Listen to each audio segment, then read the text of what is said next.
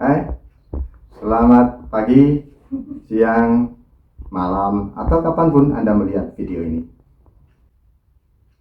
Ini adalah video serial tutorial ilmu ekonomi yang mendasar yang kita sajikan dengan cara yang paling sederhana.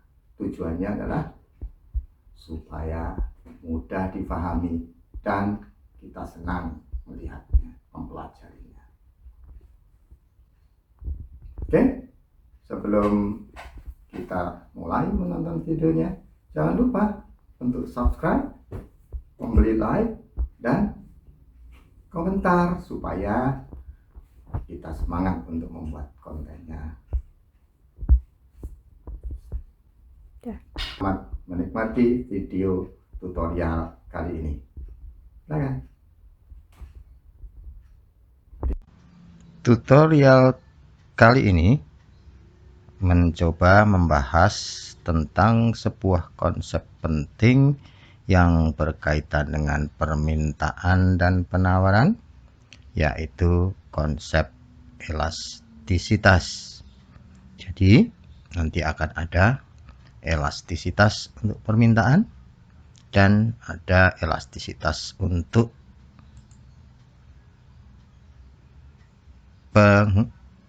penawaran. Elastisitas sendiri diartikan sebagai dia nanti akan mengukur respon dari jumlah yang diminta kalau untuk permintaan atau yang ditawarkan kalau untuk penawaran terhadap perubahan pada faktor-faktor yang mempengaruhinya, apakah itu permintaan atau penawaran. Atau dengan kata lain, elastisitas itu nanti akan mengukur kepekaan, peka tidak jumlah yang diminta atau jumlah yang ditawarkan apabila faktor-faktor yang mempengaruhinya berubah. Logikanya sederhana. Kalau faktor yang mempengaruhi berubah sedikit, jumlah yang diminta atau jumlah yang ditawarkan berubah banyak, berarti peka, responsif, berarti elastis. Tetapi sebaliknya, kalau faktor-faktor yang mempengaruhi berubah banyak tetapi jumlah yang diminta atau yang ditawarkan hanya berubah sedikit atau tidak berubah bahkan, maka dikatakan permintaannya atau penawarannya inelastis, tidak elastis. Nah, karena elastisitas berkaitan dengan permintaan dan penawaran, maka kita mulai dengan mencoba melihat elastisitas permintaan terlebih dahulu. Elastisitas permintaan itu adalah angka atau koefisien ya, yang nanti menunjukkan tingkat kepekaan atau responsif tidaknya jumlah barang yang diminta apabila terjadi perubahan pada salah satu faktor yang mempengaruhi jumlah yang diminta tadi. Seperti yang kita ketahui sebelumnya, bahwa jumlah yang diminta, quantity, itu dipengaruhi oleh harganya sendiri, harga barang yang lain, pendapatan, dan selera, serta faktor-faktor yang masih banyak yang lainnya lagi. Ya, oleh karenanya, jika elastisitas permintaan itu diartikan sebagai angka atau koefisien yang menunjukkan tingkat kepekaan jumlah barang yang diminta terhadap perubahan salah satu faktor yang mempengaruhinya, maka faktor yang mempengaruhinya bisa PX-nya yang berubah, PY-nya yang berubah, pendapatan konsumen yang berubah, selera konsumen yang berubah, dan seterusnya. Oleh karenanya, kita nanti akan memiliki beberapa elastisitas permintaan. Yang pertama adalah elastisitas yang mengukur kepekaan jumlah yang diminta jika yang berubah barangnya sendiri. Ini nanti disebut sebagai elastisitas harga permintaan atau sering disebut sebagai elastisitas harga saja atau elastisitas permintaan saja. Kemudian yang kedua, elastisitas yang mengukur kepekaan jumlah yang diminta apabila harga barang yang lain yang berubah. Ini nanti disebut sebagai elastisitas harga silang atau sering disingkat sebagai elastisitas silang saja. Dan yang berikutnya, elastisitas yang mengukur kepekaan jumlah yang diminta kalau yang berubah adalah pendapatan atau income konsumen. Ini nanti disebut sebagai elastisitas pendapatan, ya. Dan tentunya harusnya ada elastisitas yang mengukur kepekaan jumlah yang diminta apabila seleranya berubah. Tetapi sampai sekarang tidak ada yang namanya elastisitas selera, ya. Kenapa? Karena elastisitas tadi ingin menyatakannya dalam bentuk angka atau koefisien, ya. Sementara selera tentu saja agak susah untuk menyatakannya dalam bentuk angka. Kalau jumlah yang diminta 1, 2, 3, 4 angka, harga 1000, 2000, 3000 angka, harga yang lain 1000, 2000, 3000 angka, pendapatan 1 juta, 2 juta, 3 juta angka. Tetapi selera senang, angkanya berapa? Tidak senang, seleranya menurun, angkanya berapa? Nah, karena susah untuk dikuantifisir, maka sampai sejauh ini belum ada yang namanya elastisitas selera. Elastisitas harga atau elastisitas harga permintaan secara teknis dilakukan dengan cara menghitung besarnya persentase perubahan jumlah barang yang diminta oleh konsumen, ya, dikarenakan terjadinya persentase perubahan pada harga barang itu sendiri. Sehingga kalau secara matematis mau kita tuliskan, maka seandainya elastisitas harga itu kita simbolkan dengan EH, maka EH itu sama dengan persentase perubahan jumlah yang diminta dibagi dengan persentase perubahan harga barang itu sendiri.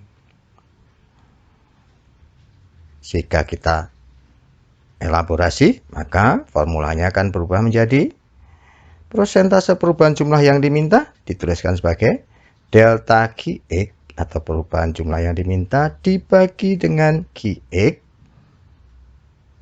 dibagi dengan persentase perubahan harga barang itu sendiri, delta PX dibagi dengan PX. Dan dengan manipulasi sederhana kita bisa mendapatkan formulanya berubah menjadi delta QX per delta PX dikalikan PX per QX. Inilah bagaimana kita menghitung besarnya angka elastisitas harga permintaan. Nah, ada hal yang khusus yang kalau kita perhatikan sungguh-sungguh, ya, kan kelihatan bahwasanya selalu ada tanda mutlak di perhitungannya.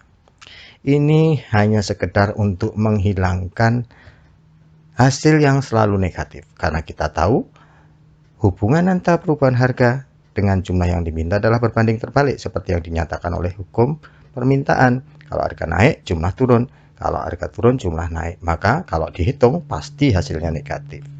Nah, karena hasilnya selalu negatif, maka supaya kita tidak berurusan dengan angka yang negatif, kita beri tanda mutlak agar hasilnya positif. Meskipun kita tahu aslinya adalah negatif, ya. Nah, nanti kalau sudah dalam perhitungan kita menemukan ternyata ketemu elastisitas harga itu lebih besar dari 1, maka dikatakan permintaan barang tadi elastis. Kenapa? Lebih dari 1, artinya persentase perubahan pada harga barang itu, ya, itu lebih kecil daripada persentase perubahan jumlah yang diminta. Angka besar dibagi angka kecil, angkanya di atas 1. Ini artinya kalau harga berubah sedikit saja, maka jumlah yang diminta akan berubah banyak, namanya elastis. Kalau nanti dari hasil perhitungan kita temukan hasilnya lebih kecil dari 1, maka kita menyebutnya sebagai permintaannya inelastis. Ya, karena perubahan harga barang itu sendiri lebih besar daripada perubahan jumlah yang diminta. Ya, angka kecil dibagi angka besar, ketemunya kurang dari 1. Nanti kalau ketemu elastisnya tak terhingga, maka dikatakan permintaannya elastis secara sempurna. Sementara kalau ketemu nanti hitungannya 0, maka dikatakan inelastis sempurna, tidak sempurna sama sekali. Dan kalau ketemu pas sebesar 1, maka kita menyebutnya sebagai unitary elastis. Ya, sebagai contoh misalnya, ya, ada hitungan berikut ini. Ya, ada kasus di mana apabila turunnya harga barang X dari Rp300 menjadi Rp100, ini mengakibatkan kenaikan jumlah barang X yang diminta dari 200 menjadi 600 unit. Harganya turun, jumlah yang diminta naik, ya, hukum permintaan. Maka kalau kita diminta untuk menghitung elastisitas harga permintaannya, kita bisa menghitungnya seperti berikut ini. Harga mula-mula tadi dikatakan sebesar 300. Kemudian terjadi harga menurun menjadi 100. Harga turun dari 200 menjadi 300. Artinya ada perubahan harga barang X sebesar minus 200 atau turun 200. Sementara akibat turunnya harga sebanyak 200 tadi menyebabkan jumlah yang diminta naik, ya, dari 200 unit menjadi 600 unit. Artinya sebagai akibat penurunan harga sebesar 200 tadi terjadi perubahan jumlah yang diminta sebanyak 400. Maka kita bisa menghitung elastisitasnya. Ya, masukkan dalam formulasinya. Delta Qx-nya tadi kita hitung 400. Kemudian perubahan harganya minus 200. Kemudian harga mula-mula adalah 300. Ya. Sementara jumlah mula-mula 200. Maka kalau kita hitung, maka kita ketemu minus 3. Ya. Tetapi karena ada tanda mutlak, maka kita ketemu tuliskan hasilnya 3. Lebih besar dari 1. Artinya permintaan barang yang kita jadikan kasus ini bisa dikatakan adalah elastis terhadap perubahan harganya. Inilah bagaimana kita secara teknis menghitung besarnya elastisitas permintaan, harga permintaan dari suatu barang. Ketemunya tadi angka 3, tapi ini sebetulnya aslinya minus 3. Nah, apa ini artinya? Kalau bisa menghitung saja gampang menghitung, mungkin anak SD, SMP, SMA mungkin tidak usah harus mahasiswa juga bisa menghitungnya. Rumusnya sudah jelas, ya. Tetapi apa ini artinya? 3 ini elastis, iya itu sebutannya, tetapi artinya 3 ini ya kita kembalikan saja kepada pengertian awal, ya. Kalau elastisitasnya tadi terhitung sebesar 3, ya, maka kita kemudian bisa berandai-andai. Artinya jika harga barang itu turun 10% misalnya, maka jumlah yang diminta akan naik sebanyak 3 kalinya, 30%. Ya, sebaliknya, kalau misalnya kita ganti, misalnya jika harga barang itu misalnya naik misalnya 20%, maka jumlah yang diminta akan turun, ya, 3 kalinya, 60%. Nah, dengan demikian kita bisa menggunakan hasil hitung-hitungan tadi sebagai alat prediksi di dalam nanti pengambilan keputusan bisnis misalnya. Kalau kita tahu, ya, elastisitas permintaan dari barang yang kita produksi, maka tentunya kemudian kita bisa memprediksikan, kita bisa membuat kebijakan terkait dengan harga. Karena kita tahu persis pengaruhnya terhadap jumlah yang akan diminta oleh konsumen. Ya, inilah saudara sekalian, ya, cara menghitung elastisitas harga beserta sedikit mungkin manfaatnya atau gunanya nanti di dalam kehidupan sesungguhnya. Nah, tadi kebetulan kita mendapatkan angka hitungannya 3. Nah, sebetulnya apa yang mempengaruhi besar kecilnya ini? Elastisnya dari permintaan ini ada banyak macam, ya, ada banyak faktor. Ya, antaranya adalah, ya, beberapa faktor yang mempengaruhi elastisitas harga, misalnya barang substitusinya, ya. Ada tidak? Semakin banyak barang substitusinya, maka permintaan akan barang tadi akan semakin elastis, dan sebaliknya, kalau semakin sedikit barang substitusinya, maka permintaannya akan semakin inelastis karena tidak ada gantinya, ya. Jadi semakin banyak gantinya, maka permintaannya akan elastis karena orang akan cenderung, ya sudah, kalau misalnya harganya berubah, ya sudah, ganti saja dengan yang lain. Ini adalah faktor yang pertama. Yang kedua adalah waktu. ya. Permintaan itu akan cenderung lebih inelastis dalam jangka pendek daripada jangka panjang. Artinya kalau waktunya semakin panjang, maka permintaan itu akan menjadi lebih elastis. Kenapa? Karena waktu akan memberikan kemungkinan bagi konsumen untuk mencari barang substitusinya, ya. Karena dalam waktu yang pendek orang belum sempat mencari gantinya. Artinya kalau ada perubahan harga ya sudah diterima, apa boleh buat. Tetapi dalam jangka panjang, begitu kemudian kita punya waktu untuk mencari pengganti dari barang yang bersangkutan, maka kita akan beralih kepada barang penggantinya. Nah, kemudian yang berikutnya dipengaruhi juga oleh besarnya bagian dari pengeluaran pada pengeluaran barang tadi, ya. Kalau barang yang dimaksud tadi hanya merupakan bagian kecil saja dari anggarannya konsumen, maka ini akan cenderung inelastis, ya. Kalau hanya bagian kecil saja, ya orang cenderung cuek saja. Ya sudah, nggak apa-apa, harganya naik toh, itu hanya kecil saja dari pengeluaran. Tetapi kalau itu sebaliknya adalah barang merupakan bagian besar dari pengeluaran konsumen, maka cenderung akan lebih elastis. Elastisitas permintaan yang kedua adalah elastisitas harga silang, atau sering disebut hanya elastis silang saja. Elastisitas silang menghitung besarnya persentase perubahan jumlah barang yang diminta oleh konsumen dikarenakan terjadinya perubahan harga barang yang lain dalam persen. Atau seandainya elastisitas silang kita simbolkan dengan ES bisa kita hitung. ES sama dengan persentase perubahan jumlah yang diminta dibagi dengan persentase perubahan harga barang yang lain. Secara matematis, ya, kalau kita tuliskan formulasinya, kita elaborasi, maka elastisitas silang itu sama dengan delta Qx per delta Qx per Qx. Ini menunjukkan besarnya perubahan jumlah yang diminta dalam persen dibagi dengan delta PY per PY, ya, menunjukkan besarnya perubahan harga barang yang lain dalam persentase. Dan kalau kita manipulasi sedikit, maka kita peroleh formulasinya adalah delta Qx per delta PY dikalikan dengan PY per Q. Dan di sini tidak ada tanda mutlak karena tidak selalu hasilnya negatif, sehingga kita samarkan dengan memberi tanda mutlak. Di sini hasilnya bisa positif bisa negatif, dan itu berguna karena nanti jika dari hasil hitungan kita menemukan hasilnya positif lebih besar dari 0, maka kesimpulannya adalah antara barang X dan barang Y, ya, itu adalah dua barang yang saling mengganti atau substitusi.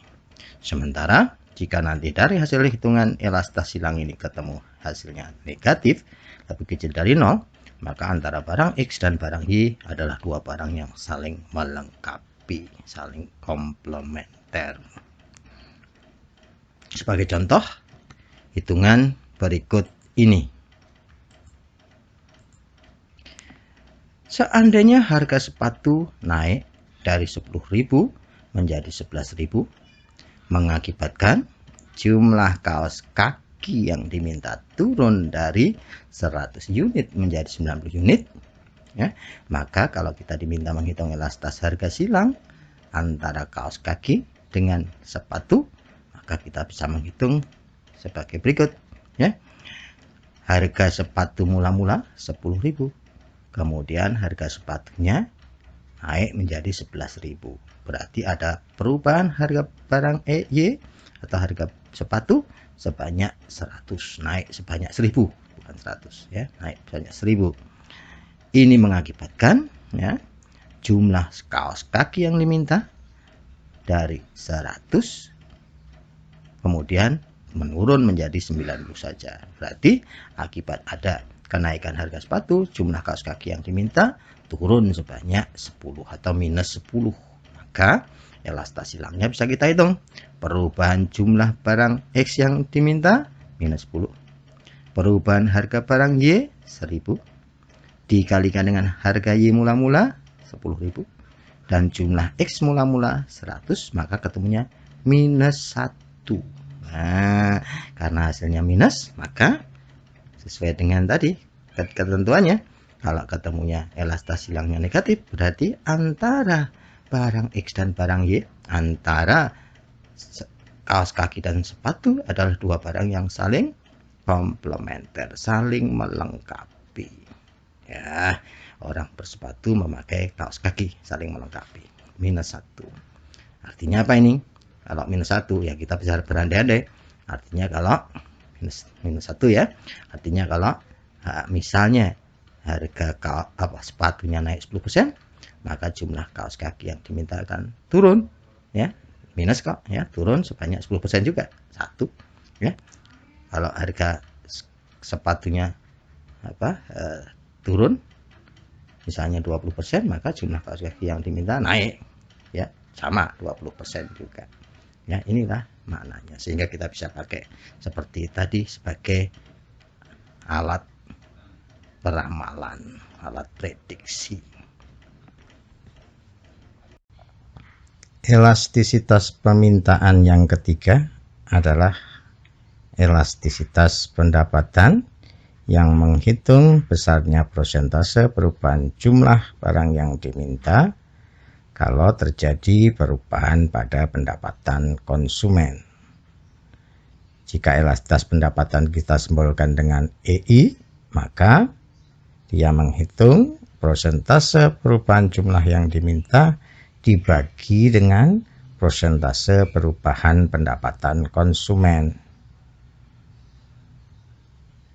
Jika kita jabarkan, maka elastisitas pendapatan itu sama dengan delta QX per QX, dia menunjukkan persentase perubahan jumlah yang diminta, dibagi dengan delta I per I yang menunjukkan persentase perubahan pendapatan konsumen. Dimanipulasi sedikit, maka formula penghitungannya berubah menjadi delta QX per delta I dikalikan I per QX. Dan di sini tidak diperlukan juga tanda mutlak, karena kita butuh hasilnya negatif positifnya. Nanti kalau dalam hasil hitungan kita dapatkan hasilnya lebih kecil dari 0, negatif. Negatif itu artinya perubahan pendapatan konsumen naik, jumlah yang diminta malah turun. Sebaliknya kalau pendapatan konsumen turun, jumlah yang diminta malah naik. Itulah yang dulu kita sebut sebagai barang inferior, barang yang berkualitas rendah. Nanti kalau dari hasil hitungannya ketemunya antara 0 dengan 1 sampai 1, positif tapi tidak lebih besar dari 1, maka barang yang bersangkutan kita sebut sebagai barang pokok atau barang kebutuhan sehari-hari saja. Sementara kalau justru sebaliknya, elastisitasnya pendapatan lebih besar dari 1, artinya perubahan jumlah yang diminta lebih besar daripada perubahan pendapatan, hasilnya lebih besar 1, maka dia kita golongkan sebagai barang kemewahan atau barang luxuries. Ya. Hitung-hitungan contohnya adalah berikut ini. Ketika ada konsumen yang pendapatannya naik dari 100.000 menjadi 105.000, menyebabkan jumlah barang X yang dimintanya naik dari 100 unit menjadi 110 unit, maka elastisitas pendapatannya bisa kita hitung. Pendapatan mula-mula tadi 100.000, kemudian naik menjadi 105.000, artinya ada perubahan pendapatan, ada kenaikan pendapatan delta I sebanyak 5.000. Ini menyebabkan jumlah yang diminta barang X-nya dari 100 unit menjadi naik 110 unit, atau ada perubahan jumlah yang diminta, ada kenaikan jumlah yang diminta, delta QX sebanyak 10. Maka elastisitas pendapatan bisa kita hitung delta QX per I, delta I dikalikan I dibagi dengan QX, maka delta QX-nya tadi 10, perubahan pendapatannya 5.000, pendapatan mula-mula 100.000, jumlah X mula-mula 100. Maka kalau kita hitung elastisitasnya sebesar 2. Atau kita kelompokkan atau kita golongkan sebagai barang tersebut adalah barang kemewahan karena elastisitas pendapatannya lebih besar dari 1. Nah, artinya apa? Angka 2 itu. Artinya kalau ada perubahan pendapatan misalnya 10% naik, maka jumlah yang diminta naik 2 kali lipatnya. Ya, 20%. Ya, begitu pemaknaannya untuk peramalan. Inilah yang disebut sebagai elastisitas pendapatan. Secara teknis, elastisitas permintaan bisa dihitung menggunakan busur atau titik. Makanya kita nanti akan mengenal elastisitas busur dan elastisitas titik. Elastisitas titik itu dihitung pada titik tertentu saja. Sementara elastisitas busur sebaliknya, dia dihitung menggunakan 2 titik sebagai acuan. Misalnya saja, ya, kita punya permintaan yang ditunjukkan oleh persamaan QCX sama dengan 8 minus 2PX. Atau kalau digambarkan seperti kurva seperti ini, ya, maka kita bisa menghitung elastisitas titik maupun elastisitas busurnya. Yang kita lakukan sebelumnya itu adalah menghitung secara busur. Misalnya kita menghitung dari titik A ke titik B seperti misalnya, ya, kurva yang sebelumnya kita bawa lagi kemari, ya. Misalnya saya mau menghitung dari titik A ke titik B, berarti 2 titik saya pergunakan, berarti busur A ke busur B. Kalau dalam soal barangkali bunyi soalnya akan berbunyi, ketika harga barang turun dari 3 menjadi 1, maka jumlah yang diminta naik dari 2 menjadi 6. Ya, maka elastisitasnya bisa kita hitung. Rumusnya yang tadi delta QX per QX per delta PX per PX, kemudian kita rubah menjadi delta QX per delta PX dikalikan PX per QX, maka delta QX-nya bisa kita hitung. Q di B 6 dikurang dengan Q di A 2 dibagi dengan P di B 1.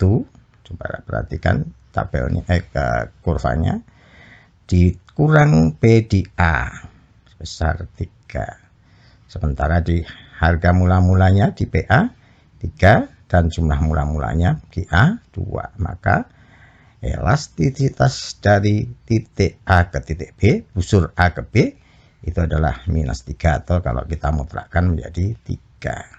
Tetapi kalau kita balik, kita menghitung busur dari B ke A, kalau tadi A ke B sekarang B ke A, atau soalnya berubah menjadi jika harganya naik dari 1 menjadi 3, jumlah yang diminta turun dari 6 menjadi 2, ya, maka elastisitas busur B ke A itu bisa kita hitung QA 2 dikurang dengan QB 6 dibagi dengan P di A 3 dikurang P di B 1 dikalikan dengan P di B karena awalannya dari titik B 1 dibagi dengan QB 6, maka hasil hitungannya ketemu minus 3, minus sepertiga, atau kalau kita mutlakkan sepertiga. Nah, ini aneh. Kenapa? Karena pada busur yang sama dari A ke B, B ke A, itu sebetulnya kan busur yang sama. Ketika kita menghitung dari titik awal yang berbeda, dari titik A atau sebaliknya dari titik B, kita peroleh hasil perhitungan elastisitas yang berbeda, ya. Padahal sekali lagi kalau kita lihat A ke B, B dan ke A itu sama sebetulnya. A ke B, B dan ke A itu kan sebetulnya busur yang sama. Nah, inilah kelemahan dari elastisitas busur. Semakin besar jaraknya titik kedua titik, maka semakin besar juga perbedaannya. Nah, untuk menghindari hal ini biasanya ada titik tengahnya, yaitu menggunakan elastisitas di titik tengah ya. Nah, menggunakan elastisitas di titik tengah kita bisa menghitung dari A ke B atau B ke A ya. Sama saja mau mulainya dari A atau ke B, B atau ke A ya, kita bisa mencari tengah-tengahnya, dan tengah-tengahnya tidak lain dan tidak bukan di mana? Di titik C ini. Maka dengan menggunakan rumus titik tengah, delta Qx dibagi dengan setengah dari QA plus QB ya, dibagi dengan perubahan Px dibagi dari setengah PA plus PB, atau delta Qx dibagi dengan delta Px ya, dikalikan dengan setengah dari atau rata-rata tengah-tengah ini antara PA ditambah dengan PB dibagi dengan setengah dari QA ditambah dengan QB. Maka menggunakan titik itu, mau mulainya dari A atau dari B sama saja. QA dikurangi QB ya, 2 dikurangi 6 dibagi dengan PA dikurangi PB, 3 dikurangi 1 ya, dikalikan dengan setengah dari PA ditambah PB, setengah dari 3 ditambah 1, dan dibagi dengan setengah dari QA plus QB, setengah dari 2 ditambah 6. Maka hitungannya kalau ini dibalik sama saja, PA PB PB dari titik A ke B ke titik B ke A, maka ya hitungannya nanti sama saja, ketemunya minus 1 atau secara mutlak 1. Nah, ini ya yang namanya elastas titik tengah. Tapi ini masih elastas busur karena masih menggunakan dua titik ya, titik A dan titik B. Titik B dan titik A ya. Nah, kalau mencari titik tengahnya itu sebetulnya sama saja dengan mencari di tengah-tengahnya atau di titik C ini. Tetapi sekali lagi ini masih elastas busur. Lalu bagaimana elastas titik elastas titik? Nah, elastisitas titik itu bisa dicari dengan berbagai cara. Ya, secara teknis kita bisa menggunakan cara geometris. Ya. Misalnya saja kita hendak menghitung koefisien elastas di titik C, satu titik saja di titik C. Maka secara geometris menghitungnya sebagai berikut. Sudah perhatikan grafiknya ya. Kalau saya mau menghitung di titik C, tapi sementara saya minta bantuan dulu titik E. Ya. Jadi saya mau menghitung dari titik C ke titik E. Nanti kalau sudah nanti saya kita singkirkan titik keduanya. Karena kita mau mencari elastas titik C. Rumusnya seperti tadi ya. Kalau kita rubah menjadi delta Qx per delta Px plus Px per Qx ya, maka kita bisa melihat perubahan Qx-nya berapa dari titik C ke titik E. Perubahan Q-nya berapa? Perubahan jumlahnya. Di titik C 4, di titik E 8. Berarti kalau dari C ke E ada perubahan sebanyak 4. 4 itu kalau misalnya titik ini saya beri nama titik N, maka dari titik N ini ke titik E. Maka saya tuliskan di situ dari N ke E. Delta Px jadi perubahan harga dari titik C ke titik E, harga di C 2, sementara harga di E 0, berarti ada perubahan turun sebanyak 2 ya. Nah, itu mana sebanyak 2 itu? Sama saja dengan C ke N atau N ke C ya. N ke C dikalikan dengan Px. Harga di C berapa? 2 itu N ke C. Px-nya N ke C dibagi dengan Qx. Qx-nya adalah jumlah di titik C. Jumlah di titik C itu 4 ya. Jadi dari titik 0 ke titik N ini. ON. Maka kalau begitu ON, maka kalau begitu ini bisa saya coret hilang ya. Maka dengan demikian elastisitas di titik C tinggal membagi saja N E dibagi dengan 0N ya. Maka NE nya berapa ini? 4 ke 8 4.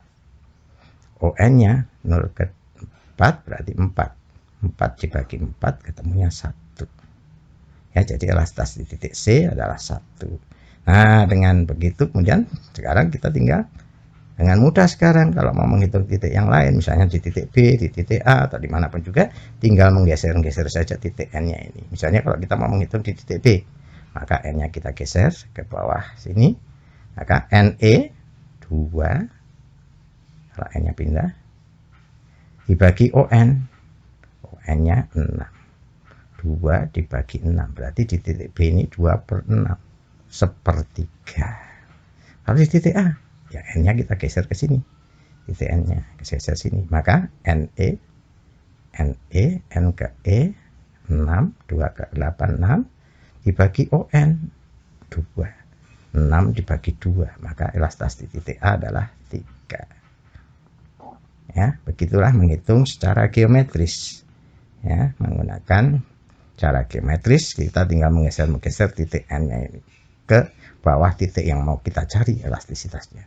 Kalau mau menghitung C, ya kita taruh di bawah C-nya. Kalau menghitung di titik B, kita taruh di sini titik N-nya. Kalau mau menghitung di titik A, kita taruh di sini titik N-nya. Nanti tinggal NE dibagi dengan ON. Ya, ini adalah cara geometris. Atau menggunakan cara yang lain, cara matematis. Ya. Nah, kalau cara matematis, ya, kita perhatikan fungsi permintaan perhatikan fungsi permintaannya yang tadi kita sudah ketahui, dx sama dengan 8 minus 2 px ya. Maka kalau kita kemudian perhatikan rumusnya, elastisitas harga itu di depan ini adalah delta gx per delta px. Ini tidak lain dan tidak bukan adalah turunan secara matematis ya, turunan dari fungsi permintaan tadi ya. Nah, kalau misalnya kemudian kita tahu fungsi permintaannya adalah 8 minus 2 px, maka secara matematis turunannya adalah ini, minus 2. Ya. Oleh karenanya, ini tinggal kita ganti saja dengan minus 2. Nah, sekarang tinggal menghitung di mana? Kalau di titik C, nah tinggal P di C, tadi berapa di sini? P di C, 2, dibagi dengan Q di C. Q di C-nya 4. Maka dengan menggunakan cara itu, menggunakan turunan fungsinya, maka kita juga bisa menghitung elastisitas di titik C ini sebesar minus 1. Nah, nanti kalau di B ya tinggal ganti aja P di B dibagi dengan Q di B, tapi turunannya tetap minus 2. Di titik A sama saja, nanti kita ganti P di A dengan Q di A ya. Kalau turunannya yang depan ini turunannya tetap sama karena fungsinya 8 minus 2 px, maka turunannya minus 2. Inilah bagaimana kita menghitung elastisitas titik secara matematis. Ada hubungan yang menarik antara elastisitas permintaan, khususnya elastisitas harga permintaan ya, dan pendapatan total atau total revenue yang diterima oleh produsen.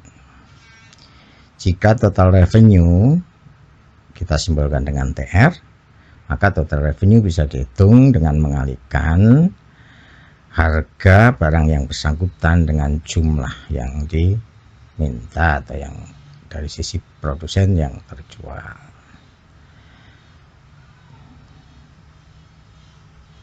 Nah, ternyata total penerimaan ini nanti ada kaitannya dengan elastisitas permintaan. Hubungannya menarik dan akan menjadi dasar di dalam pengambilan keputusan dalam bisnis biasanya. Contohnya, misalnya kita ambil saja contoh kita sebelumnya. Jika kita menghadapi permintaan produk yang kita jual, misalnya kita dalam posisi sebagai produsen ya, permintaan barang yang kita produksi ternyata ditentukan oleh persamaan jumlah barang tadi yang diminta oleh konsumen sama dengan 8 minus 2 px ya. Yang tadi kalau kita gambarkan kurvanya akan seperti ini pada bagian sebelumnya ya. Dan ketika kita menghitung menggunakan elastisitas titik dengan menggeser titik N tadi, kita bisa memperoleh kalau di titik ini, di titik tengah ini, elastisitasnya unitary sebesar 1. Kemudian di bawah ini, misalnya di titik B, kita sudah menghitung hasilnya sepertiga. Nah, karena sepertiga berarti di bawah 1 berarti inelastis, berarti daerah di bawah ini adalah inelastis. Dan elastisitas di atas ini misalnya dengan menggeser titik N-nya ke sini, NE per ON, maka titik elastisitas di titik A ini sebesar 3, yang lebih besar dari 1, maka kita menyebut daerah di atas titik tengah ini adalah daerah yang elastis. Jadi di tengah elastis permintaannya, di bagian bawah inelastis permintaannya, dan di bagian atas elastis permintaannya. Nah, kemudian ya, kalau kita kemudian mau melihat hubungan antara elastisitas ini dengan penerimaan, maka kita bisa melihat dengan membuat tabel berikut ini. Kolom pertama harganya, kemudian kolom kedua menunjukkan jumlah yang diminta oleh konsumen, kemudian ini konsekuensi penerimaan produsen di kolom yang ketiga. Maka ketika kita mengandaikan harganya 4, setinggi 4 di sini ya, harganya setinggi 4 ya, di daerah elastis permintaannya elastis, maka konsumen tidak ingin memintanya 0 yang diminta. Nah, kalau jumlah yang diminta 0, konsekuensinya penerimaan produsennya 4 kali 0, 0, tidak ada penerimaannya. Nah, kalau kemudian harga diturunkan dari 4 menjadi 3 ya, di daerah elastis permintaannya, kita bisa melihat jumlah yang diminta sekarang menjadi 2, meningkat menjadi 2. Nah, kalau harganya turun menjadi 3, maka jumlah yang diminta menjadi 2 sehingga penerimaannya menjadi 6. Ya, dengan demikian kita melihat penurunan harga dari 4 menjadi 3 di mana permintaannya elastis berakibat naiknya penerimaan produsen dari 0 menjadi 6. Kemudian kalau misalnya harganya kita turunkan lagi menjadi 2, dari 3 menjadi 2, maka masih di daerah elastis. Jumlah yang diminta akan meningkat menjadi 4 sehingga kalau permintaannya sejumlah 4, maka penerimaannya PR-nya P kalikan Q ya, P kalikan Q sebesar 8. Maka kita bisa melihat kalau permintaannya daerah masih elastis, harga diturunkan lagi, penerimaan pun masih meningkat. Ini kalau kita gambarkan ya, di daerah elastis ini ketika harganya 4 tadi jumlah yang diminta 0, maka penerimaannya 0. Ketika harga diturunkan menjadi 3, penerimaan meningkat menjadi 6. Ketika harga diturunkan lagi menjadi 2, penerimaan meningkat lagi menjadi 8. Ini di daerah yang elastis. Tapi begitu masuk di daerah inelastis, kita bisa melihat penurunan harga dari 2 menjadi 1 berakibat jumlah yang diminta memang lebih banyak menjadi 6, tetapi penerimaannya PR P kalikan Q hanya menjadi 6. Artinya di daerah inelastis, ketika permintaan sudah inelastis, penurunan harga justru akan mengurangi penerimaan ya. Demikian seterusnya. Kalau harga diturunkan lagi menjadi 0 gratis di daerah inelastis, maka memang jumlah yang diminta bertambah lagi menjadi 8, tapi penerimaan menjadi semakin kecil, hanya 0 saja ya penerimaannya. Kenapa? Karena gratis sehingga penerimaannya 0, maka penerimaannya justru turun lagi. Nah, dari sini kesimpulan yang bisa kita peroleh adalah ketika permintaan suatu barang itu elastis, upaya menurunkan harga itu akan berdampak pada meningkatnya penerimaan produsen. Tetapi kalau permintaannya sudah inelastis, di daerah inelastis ya, penurunan harga justru akan menurunkan penerimaan. So, kalau upayanya adalah, kalau yang dituju oleh produsen adalah meningkatkan penerimaan, maka jika permintaan barang yang kita produksi inelastis, bukan penurunan harga yang kita lakukan, melainkan sebaliknya menaikkan harga ya. Jadi policy yang berkaitan dengan harga ya, dalam rangka meningkatkan penerimaan yang biasa diambil oleh suatu bisnis adalah ketika produsen itu tahu bahwasanya permintaan barang yang diproduksinya itu elastis, maka upaya untuk meningkatkan penerimaan bisa dilakukan dengan menurunkan harga ya. Tetapi jika produk yang dihasilkan ternyata permintaannya itu inelastis, maka jangan menurunkan harga, sebaliknya produsen haruslah meningkatkan harga. Konyol kalau ini tidak diketahui oleh produsen di dalam strategi penentuan harga. Selain permintaan, penawaran pun juga bisa dihitung atau dicari elastisitasnya. Elastisitas penawaran akan menghitung besarnya persentase perubahan jumlah barang yang ditawarkan oleh produsen karena terjadinya perubahan harga barang itu sendiri.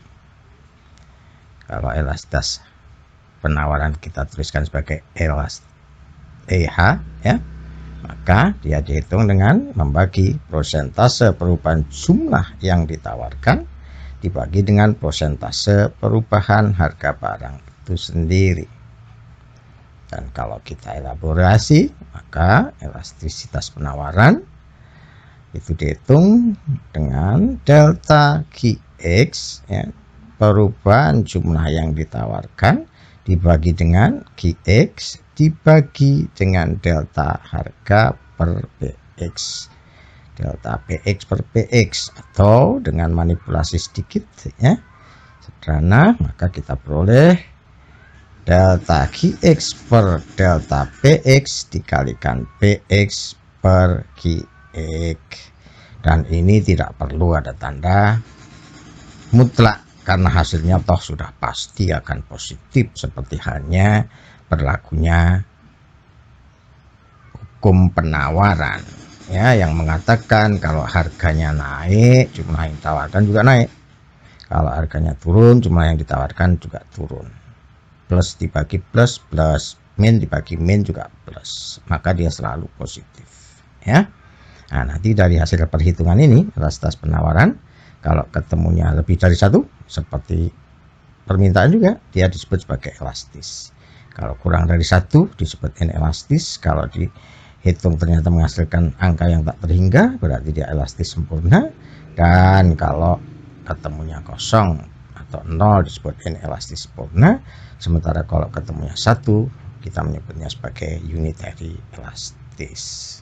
Contoh perhitungannya, misalnya ya, ada kasus nih, apabila naiknya harga barang dari 200 menjadi 300 mengakibatkan naiknya jumlah barang yang ditawarkan oleh produsen dari 100 unit menjadi 150 unit, maka elastisitas harga penawarannya kita bisa menghitungnya berikut ini ya. Harga mula-mula 200 kemudian naik menjadi 300, berarti ada perubahan harga barang tadi, barang X, sebesar 100, delta Px nya 100.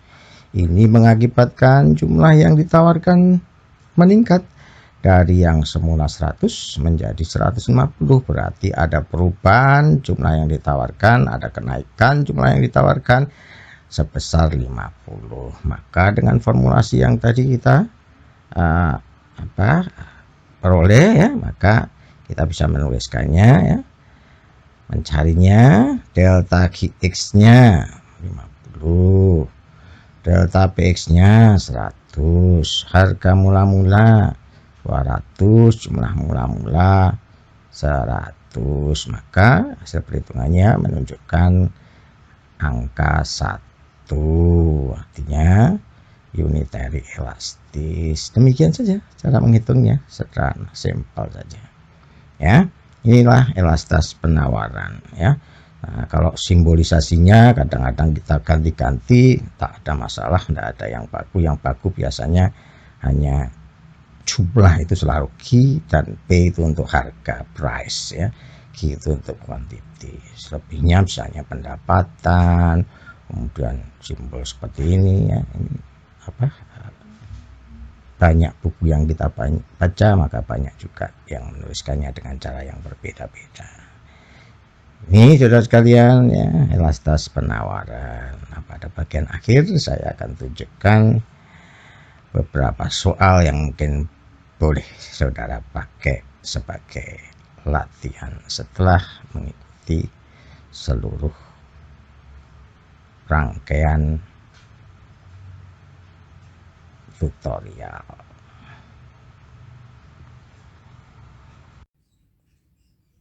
Itulah video tutorial kita kali ini ya. Semoga kita bisa menikmatinya, mempelajarinya dengan baik. Sekali lagi jangan lupa subscribe, karena subscribe itu gratis. Kemudian berikan like ya, supaya saya semangat, dan jangan lupa juga komentar supaya kita bisa memperbaiki kontennya dari waktu ke waktu. Terima kasih, sampai ketemu lagi.